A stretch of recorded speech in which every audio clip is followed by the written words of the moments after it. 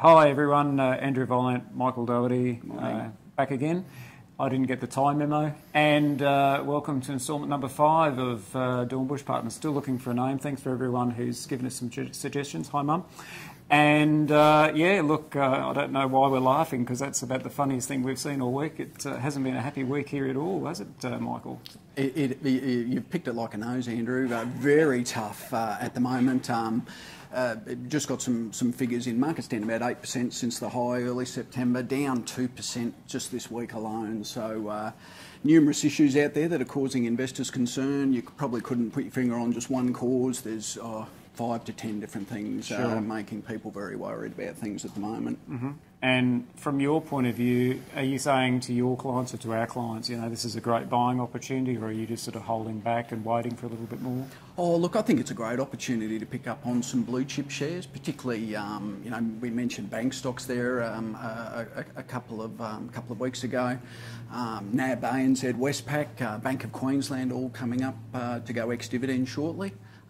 So, you know, current prices, dividend yields are basically running at about 6 to 6.5%. Add a bit of franking on top of that, you're getting close to 8.5%. So very hard to go past topping up some of those blue chip shares like the banks at the moment. And in fact, if you want to take it one step further, you know, the old 3 dividends in 13 months trick, you know, those numbers that you've just rattled off, we're probably closer to 9% fully franked, or about 12 or 13% grossed up. And, you know, I was just saying to James before that, you know, the share market is on sale, and it's really interesting. You know, the share market's sort of topping on highs and we're just flat out because people want to buy. We're now saying to our clients the share market's on sale and it's radio silence. You know, it's really strange. So what we'd be encouraging clients is, if your friendly advisor is ringing you, ring us back, because there is a reason we're ringing, because things are cheap. You should be doing some buying. It's a very good point, Andrew, isn't it? I mean, we always say, you know, you buy when things are low, and things are never low without a reason, and they're low at the moment because there is concern and worry, and look, it is you know, it is concerning, no doubt about it, but, you know, certainly, again, focusing on the blue chips, great opportunity to top up and look at averaging out prices, or picking up some dividend yields or dividends in the next you know, month or so. But if we're talking concern, like, you know, okay, there's this Ebola thing, and certainly it's a dreadful outcome, but at the end of the day, like, it's not, like, from my point of view, it's certainly not share market ending type of stuff. Or, you know, we haven't seen Kim Il-jung in North Korea for a month. Not that that's a bad thing. Like, who cares? Like, these are all macro, big picture things. It doesn't stop people from paying off their home loan with Commonwealth Bank. It doesn't stop them from buying the groceries at Woolies. You know, so you're right. When there is some concern, these are the times that you need to be sort of, you know, stepping in and doing a bit of buying.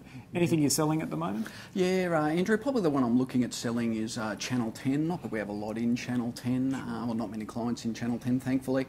Look, haven't paid a dividend for a long time, been in a constant downtrend now for a good couple of years. Has about 20% of the market roughly, but you're going to find it very difficult to continue to compete against the bigger stations, particularly as more free-to-air channels come on. Interestingly, however, a couple of big shareholders in there: James Packer, Gina Reinhart, and also Lachlan Murdoch. No pun intended. In there. Well, yes. Sorry, Gina.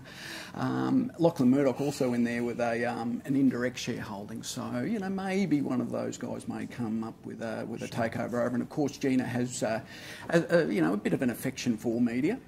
So you know, we'll wait and see. But I think intrinsically, you know, 10 shares should be worth about 13 cents. They're trading at about 21. Wow. Yeah, I'd take the money and run, and maybe look at re-entering if they get back to 10 or 12. Yep, and probably the other thing, just very briefly, if you haven't pre-registered for Medibank, now's probably the time to start thinking about doing it. We need to have your pre-registrations by next Wednesday.